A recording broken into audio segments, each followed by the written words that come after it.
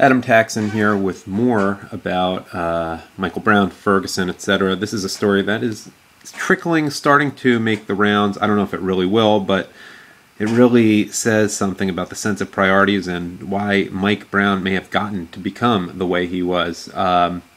It's called, first of all, it's the conservativetreehouse.com. Make sure you have the in there. But it's called Priorities. Mike Brown body lays in unmarked grave as parents jet set around making money off his death. And it was posted by someone who goes by the name Sundance. A lot of pictures there. But it says, here's a start. Perhaps Mike Brown's mom, Leslie McSpadden, is too busy coordinating the next t-shirt promotion. There's a link to that. Or perhaps Mike Brown Sr. is too busy scheduling the next private jet trip to Europe while meeting with celebrities to grift more money from his death. Regardless of reasoning, Mike Brown's body, I wonder if he chose that phrase on purpose because there's obviously the book, John Brown's Body, or a poem or something like that. Mike Brown's body remains in unmarked grave 3 months after his death. Amazing. You know, this hasn't happened to me much, but I actually feel a little bit of sympathy for Mike Brown, if that's what his parents are like. But a CNN writer had visited the cemetery and, wrote, I guess, kind of florally. The CNN writer wrote, "I follow the footprints to a small bouquet of plastic flowers, red and purple, planted in the ground." And here's the big line: "There is not yet a headstone at Brown's grave. I stand where Brown's parents wailed as their son's casket was lowered on August 25th into a copper vault, 16 days before he had been shot dead by Ferguson police officer Darren Wilson." Credit to CNN for not using the word murder. I don't think anyone disputes that he was shot dead, but they did not use murder, which is significant. 1 minute, the 18-year-old stood 6 feet 4. The next, he fell to the ground on Canfield Drive. His blood colored the dull asphalt. I think we all know that story. Here,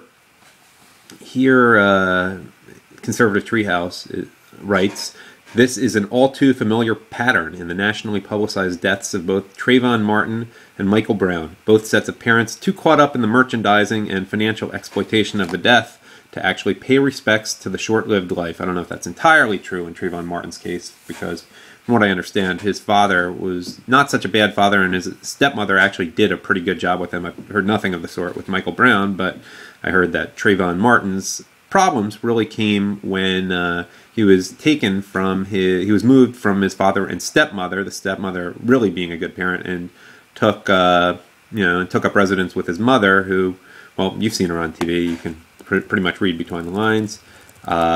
Conservative Treehouse writes, "Grief takes a back seat where there's the potential for celebrity and financial gain." And as usual, there are some really good comments. One, actually is fair, to be fair. Eastern to Western says, "They could be ordering a very expensive headstone. I remember the time I ordered my father's tombstone. It took them a couple of weeks because of the supply." Fair enough, even though it's been 3 months.